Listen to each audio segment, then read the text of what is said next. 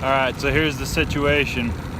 It's been about well over a week, maybe even 2, since we've had really any rain at all. Fishing's been slow. Catfish bite has been slow. We just had a nice thunderstorm. I know there's going to be quite a bit of water rushing into the lake at one of the inlets that I've had real good luck with channel cat with before. Just got off work, happened upon a frog, so I grabbed that guy. I'm going to use him for bait too. I'm going to cruise up, catch some bait, and I'm going to go after some big channel cat who I expect will be up here feeding on the inlet of this lake. And so, yeah, I feel good about it.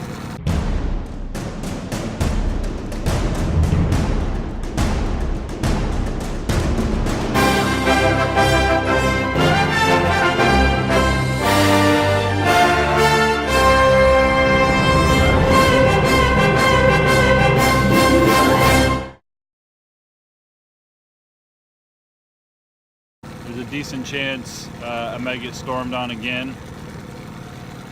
And if that happens, I'm gonna get wet because this boat is not fast and the spot I'm going to is not exactly, you know, right by my house.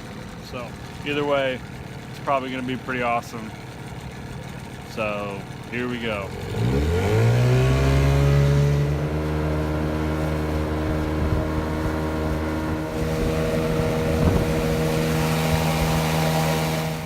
Alright, so we're almost to the spot. The sun looks like it's briefly come up from behind the clouds. Probably won't last long. Matter of fact, it's not even all the way out, but it's a little brighter. Still getting a few sprinkles. I'm traversing this area where the water is, you know, it's only about a couple feet deep in most spots, about 1.5 feet, probably on average. Yeah, it's 1.6 feet right here, but it's just loaded with rocks. I lift up the outboard, lift it up out of the water, and basically just sacrifice or prepare to sacrifice the trolling motor. It's already been beat all to hell. It's only a few feet, you know, deep, and there's lots of big rocks on the bottom that most normal people would avoid.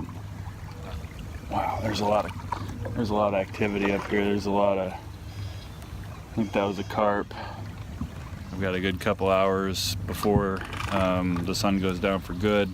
Hopefully no more big storms are gonna bear down on me. Oop, bump, bump.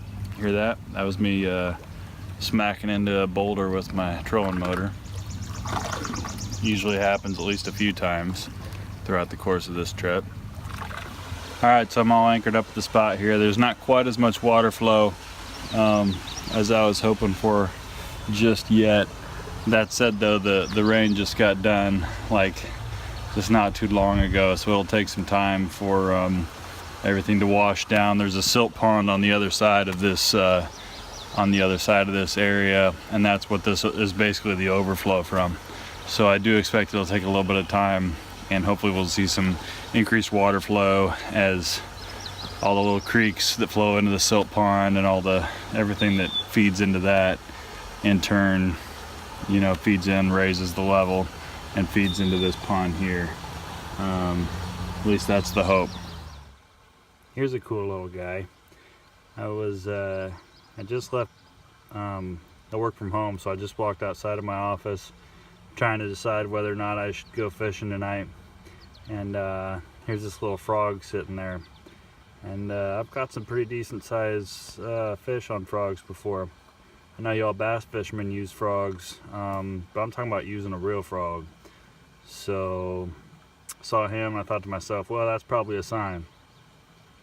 So he's gonna be my first catfish rig while I set about trying to catch a crappie or a bluegill or two, so I can start baiting up some other catfish pulls here. Now that's lively action. Whew, the sun came back out and it got hot.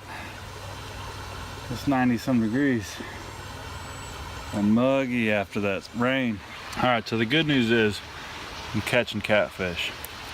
Bad news is there are all these little fiddlers like this, and I'm catching them on the rigs that I'm trying to catch a bluegill or a crappie on, which I can use for some actual catfish bait.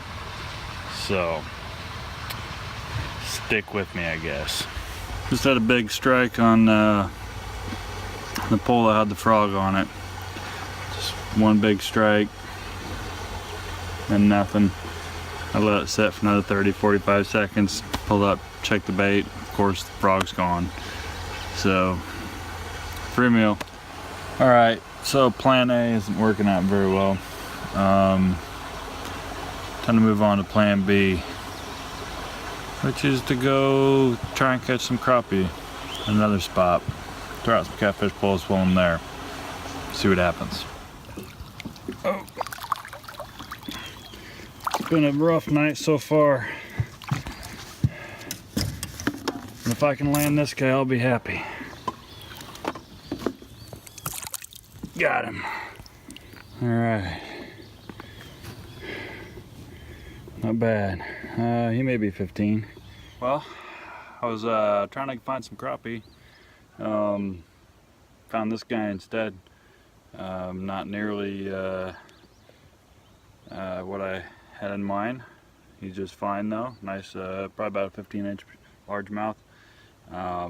Actually, I have caught a slightly larger largemouth in this pretty much exact same spot, so I shouldn't be too surprised. So I'm gonna grab a quick photo, grab a quick measurement, and keep at it.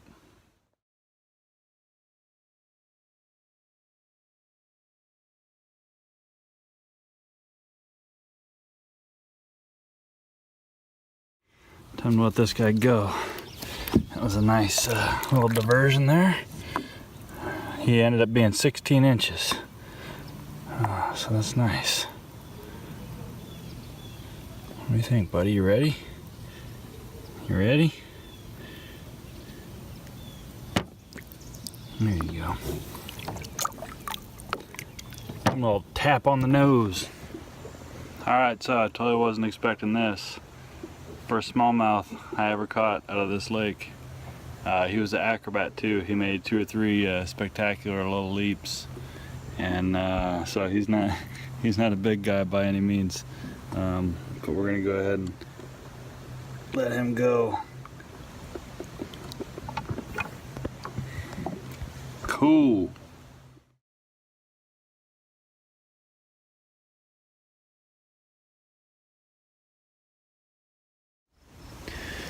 So tonight didn't work out quite the way I planned it to.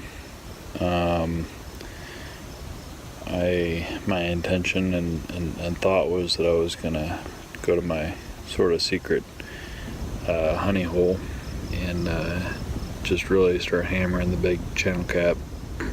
Caught, yeah, I don't even know how many small channel cat, you know, a pound and under. There's just a billion of them around here.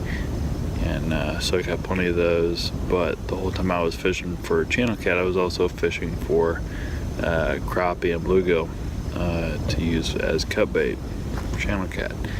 Did not catch a single crappie